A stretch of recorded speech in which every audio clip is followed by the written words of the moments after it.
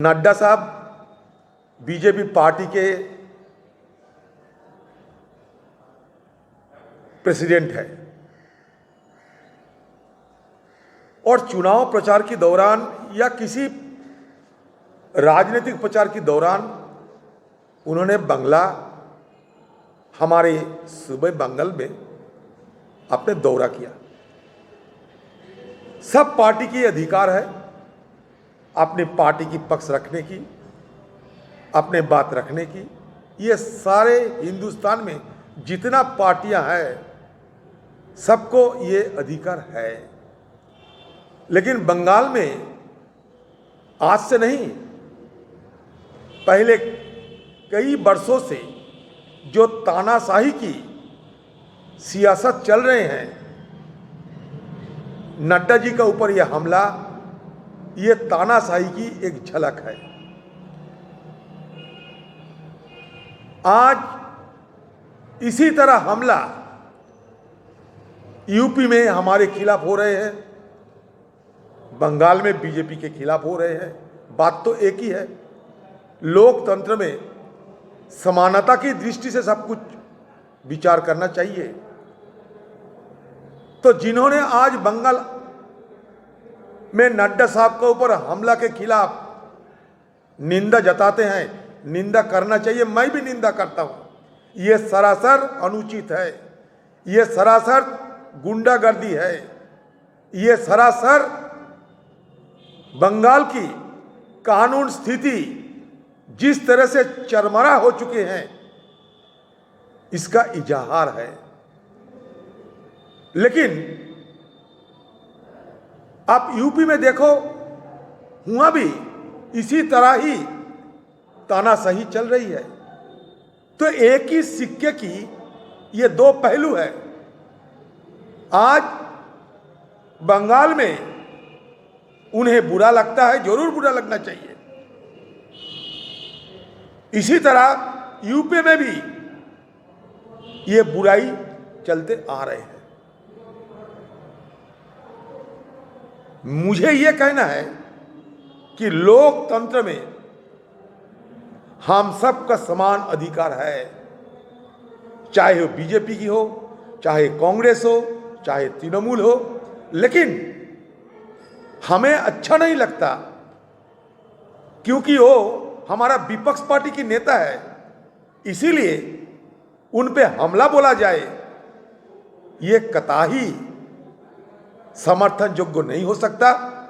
मैं पुरजोर इनका विरोध करता हूं और इस तरीके की कानून स्थिति की बिगड़ते हुए हालात को मद्देनजर ठोस कदम उठाया जाए, सिर्फ बंगाल में नहीं सारा हिंदुस्तान में, जैसे कि लोकतंत्र कम से कम बचे। मोदी जी का शासन लागू करेगा या नहीं करेगा यह अलग मुद्दा है। अगर सरकार सत्ता पे जो है हिंदुस्तान में, उनको अगर लगे कि हाँ यहाँ राष्ट्रपति की शासन लागू करना है क्योंकि बंगाल की हालत उसी तरह राष्ट्रपति शासन की तरह बंगाल में हालात पैदा हो चुके हैं, तो राष्ट्रपति शासन की लागू वो कर सकते। लेकिन इसका कानूनन कितना सही होगा नहीं होगा, हमारा संविधान के मुताबिक होगा या नहीं, ये तो विचार सब करेंगे, हमारे जुडिशियरी भी करेंगे। हम दिल चाहे मन चाहे और राष्ट्रपति शासन लागू कर दे, ये तो नहीं हो सकता। अगर राष्ट्रपति शासन चालू करने का नौबत आते हैं तो ये नौबत पहले यूपी में भी उत्तर प्रदेश में भी आए हैं। तो बातों बातों में राष्ट्रपति शासन तो जारी नहीं होते, लेकिन इसकी आवाज़ जरूर उठेगी क्योंकि चुनाव नज़दीक है, बाजार गर्म करने के लिए आवाज़ जरूर उठेगी। तो ये सरकार की अपना राय है, कहाँ राष्ट्रपति शासन जारी होंगे या नहीं, 350 कहाँ लागू होंगी या नहीं, ये सरकार की निर्णय सरकार के पास है।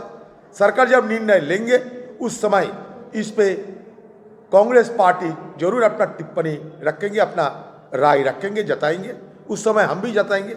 लेकिन मुझे ये कहना है कि कानून और स्थिति बंगाल में जरूर बदतर होते जा रहे हैं।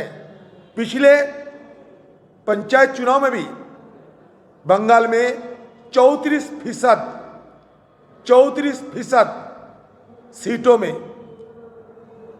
निर्विरोध जीत हासिल कर चुके थे ये टीएमसी पार्टी। ये साफ जाहिर करता है कि बंगाल में लोकतांत्रिक सरकार नाम में तो है लेकिन काम में नहीं है। तो इसके खिलाफ कांग्रेस पार्टी की तरफ से बहुत महीनों से सालों से हम गुहार लगाते आ रहे हैं, लेकिन कुछ नतीजा नहीं मिला। देखिए अभी ये क्या हो रहा है, क्योंकि इस बार कोई बड़ा घटना घटी है। मुझे तो तज्जुब लगता है इस बात पे। बंगाल की मुख्यमंत्री ये कहते हैं, सीएम साहिबा ये कहती है कि ये बीजेपी पार्टी का नौटंकी है, और भतीजे ये कहते हैं कि आम लोगों की आक्रोश की ये इजहार है। ये कौन सा बात आप मानेंगे? ये आक्रोश की इजहार होते हुए कोई किसी को खून भी कर सकते, ये कहना चाहते हैं क्या? पार्टी जिसका भी हो और जिस राज्यों की घटना घटे, हम लोग विरोध करेंगे। हम लोग विरोध करते हैं यूपी में हथरास घटना के खिलाफ, हम लोग विरोध करते हैं बंगाल में लोकतंत्र की यहाँ हमें सुविधा नहीं मिल रहा है, लोकतंत्र के खिलाफ ये सरकार काम कर रहे हैं, इसके खिलाफ हम भी आवाज़ उठाते हैं। चाहे हिंदुस्तान में कहीं भी हो, लोकतंत्र की अगर कोई हत्या करने का कोशिश करे उनके खिलाफ हम आवाज़ उठाएंगे, चाहे वो जम्मू कश्मीर हो, चाहे वो यूपी हो, चाहे वो बंगाल हो।